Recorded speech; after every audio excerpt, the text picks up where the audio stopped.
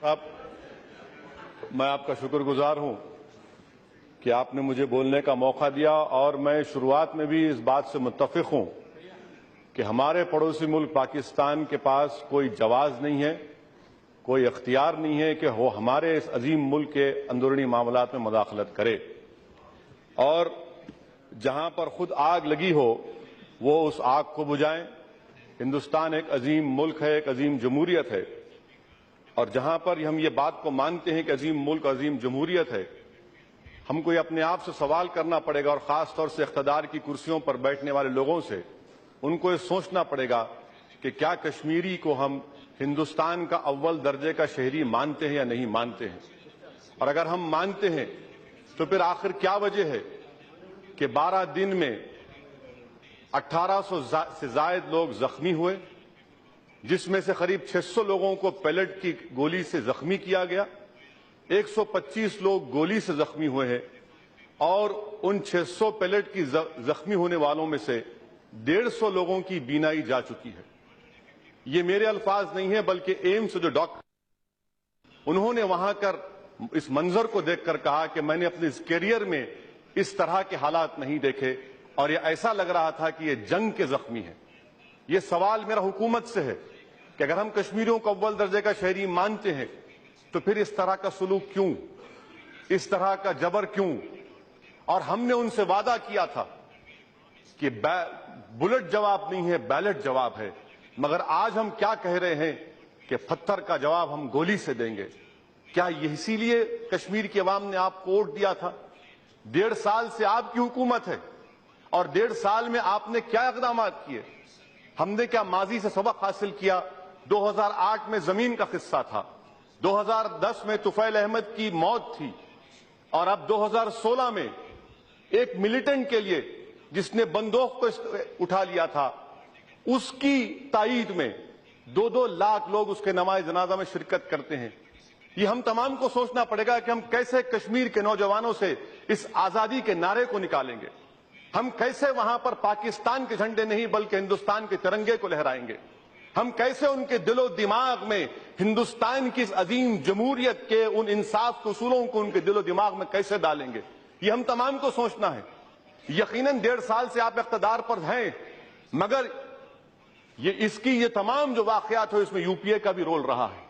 इंटरलॉक्यूटर्स की रिपोर्ट बनाई गई जो बर्फदान में नहीं बल्कि उसको उठाकर किसी एक कचरे के कटोरे में डाल दिया गया।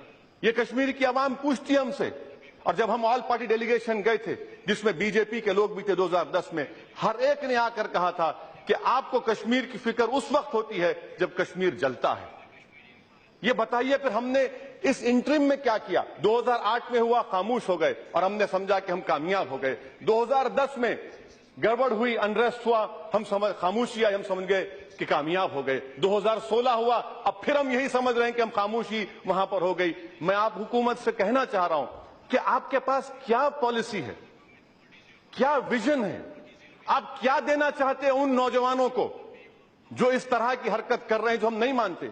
हम क्या करना चाहते हैं, आप क्या करना चाहते हैं कि वो मिलिटेंट्स को छोड़ दें, सेपरेटिस्ट के उनके कॉल को छोड़कर हिंदुस्तान के इख्तिदार की कुर्सियों पर बैठने वाले कायदीन के पीछे जाएं।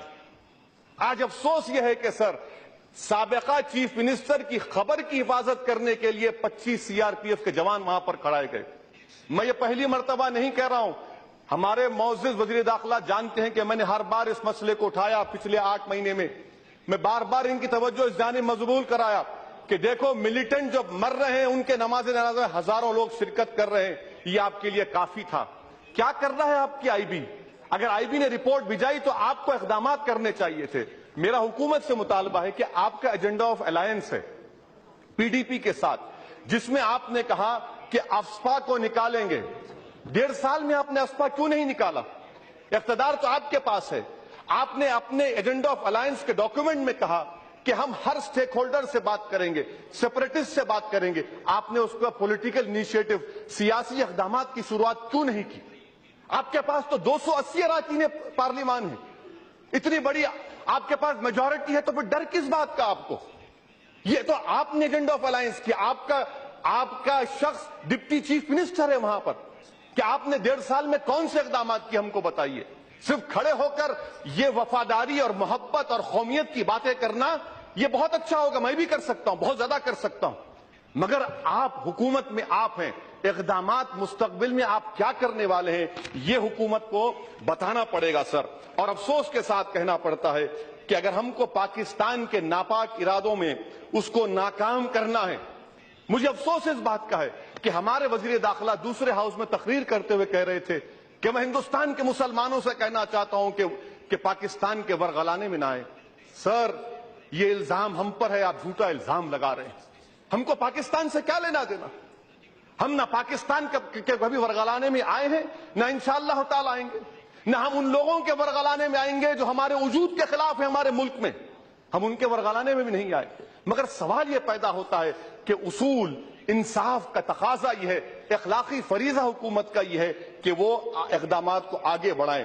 سر، میں آپ کو بتانا چاہ رہا ہوں کہ حالیہ دنوں میں صلاح الدین کا بیان آیا ٹیلی گراف اخبار میں، اس نے صاف طور پر کہا کہ اب ہم لوگ تخریبی کارروائیاں ہند کشمیر سے باہر کریں گے۔ آپ اس کے اوپر کیا کریں گے؟ 12 دن سے کرفیو ہے، دودھ نہیں ہے، دوائیں نہیں ہیں، آپ کیا پہنچا رہے ہیں وہاں پر؟ کوئی کشمیر کا تاریخ کا درس یہاں پر سب دے رہے ہیں۔ مجھے تاریخ معلوم، میں نے پڑھی تاریخ، اے جی نورانی کی کتاب پڑھی ڈسٹرکشن آف کشمیر، مگر میں حقائق کو اس لیے بیان کر رہا ہوں کہ آج کی اس ایوان کی کارروائی کو کل مستقبل میں مورخ جب لکھے گا تو مورخ مجھ پر الزامیہ نہ لگائے کہ میں نے منافقت کی، میں نے چاپلوسی کی، بلکہ میں کوشش کر رہا ہوں کہ حقائق کو اس ایوان میں حکومت کے سامنے رکھوں۔ یہ حکومت کی غلطی ہے کہ 1.5 سال سے آپ سو رہے تھے۔ یہ آپ کی ریمبو اور جیمز بانڈ کی اپروچ نہیں چلنے والی ہے۔ آپ کو اسٹیٹسمین کا اپروچ اپنانا پڑے گا، اور اسٹیٹسمین کا اپروچ اس بات کا آپ سے مطالبہ کرتا ہے کہ آپ بات چیت کا آغاز کریے، بلائیے ان لوگوں کو جن بچوں کے ہاتھ میں پتھر، میں مکمل کر رہا ہوں سر، جن بچوں کے ہاتھ میں پتھر ہیں ان کا ہاتھ پکڑیے۔ سر، کیا حکومت ایک کمیشن آف انکوائری بنائے گی تاکہ اس مرنے والے بچوں کو معلوم ہو سکے کہ ان کے ماں باپ کو کیوں مارا گیا ان کو؟ اگر ہم ہمدردی رکھتے ہیں تو الفاظ کی ہمدردی بہت ہو چکی ہے، ہر کشمیری یقین نہیں کرتا ہماری بات کو، وہ انصاف چاہتا ہے کیونکہ وہ ہندوستانی ہے۔ اور سر، جو آپ دیکھیے جو پیلٹ کی گولیاں ماری گئیں، پٹیدار کا ایجیٹیشن ہوا، جاٹوں کا ایجیٹیشن ہوا، کسی ایک کے اوپر آنکھ پر گولی ماری گئی؟ کسی ایک نے اپنی بینائی کھوئی؟ کیا کوئی یہ آپ خود سوچ لیجئے۔ اگر آپ میں انسانیت زندہ ہے تو میں آپ سے اپیل کر رہا ہوں کہ ہم اپنے سیاسی اختلافات سے اٹھ کر دیکھیں، ورنہ یاد رکھیے اگر کشمیر کمزور ہوتا رہے گا تو اس کا فائدہ ان عناصر کو ہوگا جو ہندوستان کو مستحکم نہیں دیکھنا چاہتے۔ اسی لیے کمیشن آف انکوائری بنائیے، اگر آل پارٹی ڈیلیگیشن بھی جائیے، اقدامات کریے، اپنے ایجنڈا آف الائنس پر کام کر کے دکھائیے، تبھی جا کر وہاں پر امن کو قائم کرنے کی شروعات ہوگی۔ اور یہ مت سمجھیے کہ خاموشی آ گئی تو ہم کامیاب ہو گئے، اس پر کنسسٹنٹ کام کرنے کی ضرورت ہے۔ یہی چند گزارشات میں آپ کے ذریعے سے حکومت کے سامنے رکھ رہا ہوں، اور امید کرتا ہوں، اور ساتھ ہی ساتھ سر میں آپ کے ذریعے سے جو کشمیر میں لوگ مارے گئے، چاہے وہ ہمارے سیکورٹی فورس کے لوگ ہوں یا وہ 50 لوگ ہوں، میں ان سب سے اظہار تعزیت کرتا ہوں، اور ہم اپیل کرتے ہیں کہ آپ تشدد کا راستہ چھوڑیے اور ہندوستان کی جمہوریت پر یقین کریے، اور ہم آپ کے حق کے لیے لڑیں گے۔ جو وعدے ان سے کیے گئے پورا کیجیے، تاریخ کا درس میں یہاں پر مت دیجیے، تاریخ سب لوگ جانتے ہیں۔ شکریہ سر۔